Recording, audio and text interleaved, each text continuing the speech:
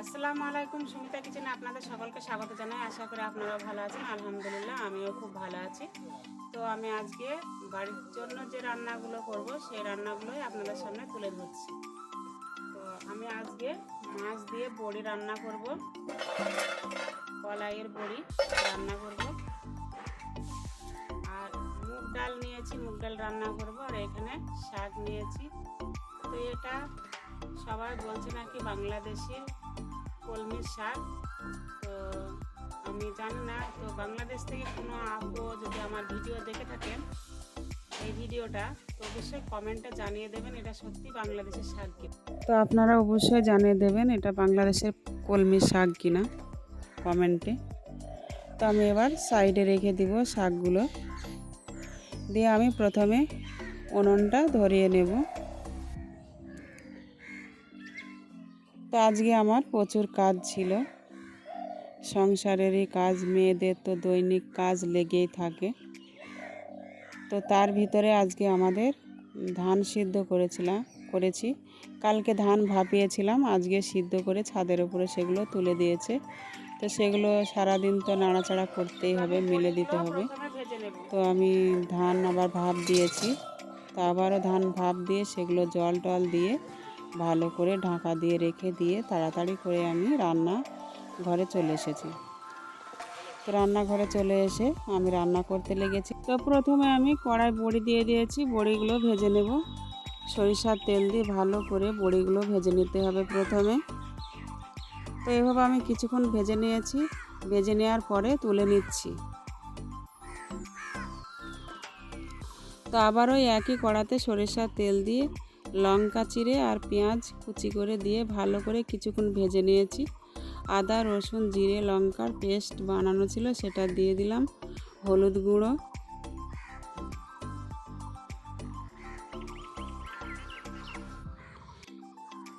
এখানে লঙ্কার গুঁড়ো দিয়ে দিব।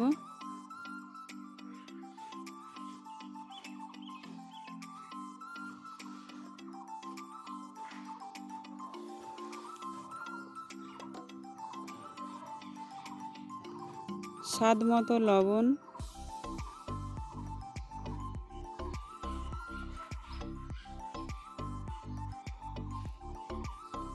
এখানে জিরে ধনে একসাথে গুঁড়ো করা আছে, সেটা দিয়ে দিলাম।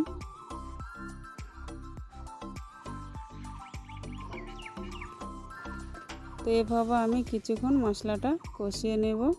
তো মশলাটা ভালো করে কষিয়ে নেওয়ার পরে আগে থেকে বড়িতে যে জল দিয়ে রাখা ছিল সেগুলো দিয়ে দিলাম, দিয়ে এবার ভালো করে নাড়াচাড়া করে রেখে দেব, রান্না হতে দেব।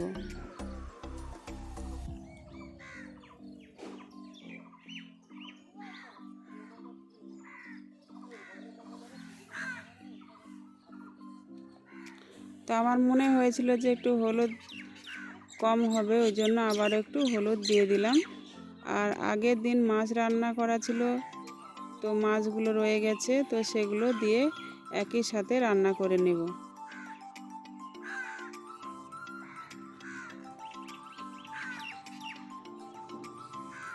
তো এভাবে আমি কিছুক্ষণ রান্না করে নেব।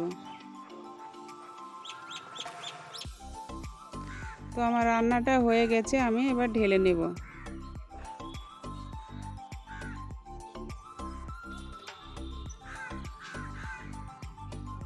তো আমার একটা রান্না রেডি হয়ে গেল, তো আমি এটা সাইডে রেখে দিব। তারপরে রান্নাটায় আবার আমি চলে যাব। তো আমি কড়াইটা ভালো করে ধুয়ে নিয়েছি, ভিতরটা দিয়ে আবারও বসিয়ে দিয়েছি। সরিষার তেল,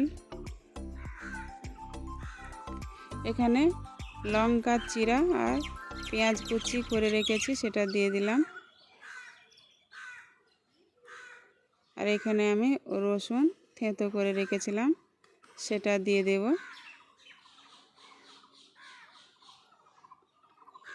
তো এবার এটা আমি কিছুক্ষণ ভেজে নেব। তো ভেজে নেওয়ার পরে এখানে মুগ ডাল ধুয়ে ভালো করে আমি দিয়ে দিচ্ছি।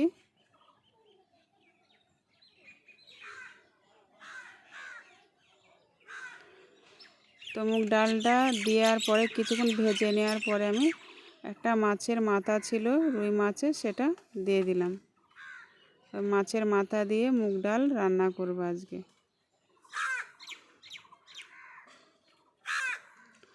তো এইভাবে কিছুক্ষণ কষিয়ে নেওয়ার পর জল দিয়ে দেব, দিয়ে সিদ্ধ করে নেব ঢাকা দিয়ে।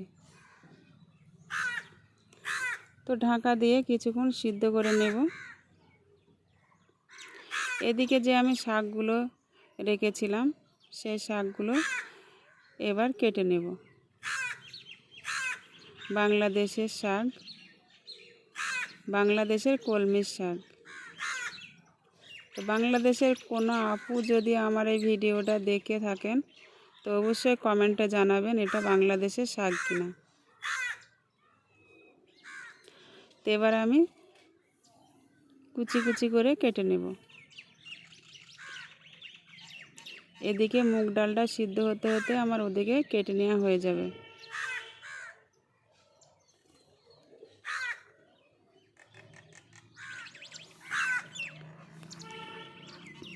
তো দেখুন আমার কেটে নেওয়া হয়ে গেছে।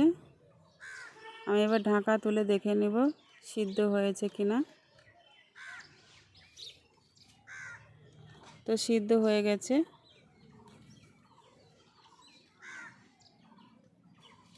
তো আমি এটার সাহায্যে একটু ভালো করে ঘুঁটে নেব।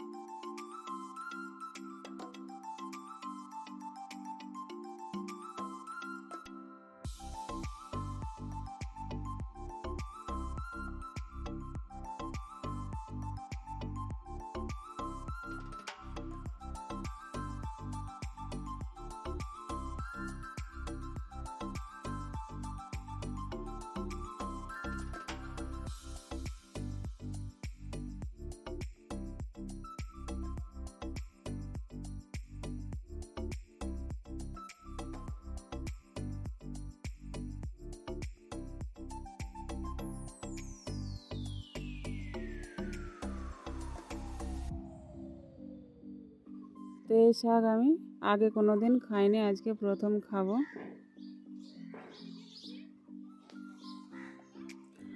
আমার শাকটা তুলে নেওয়া হয়ে গেছে।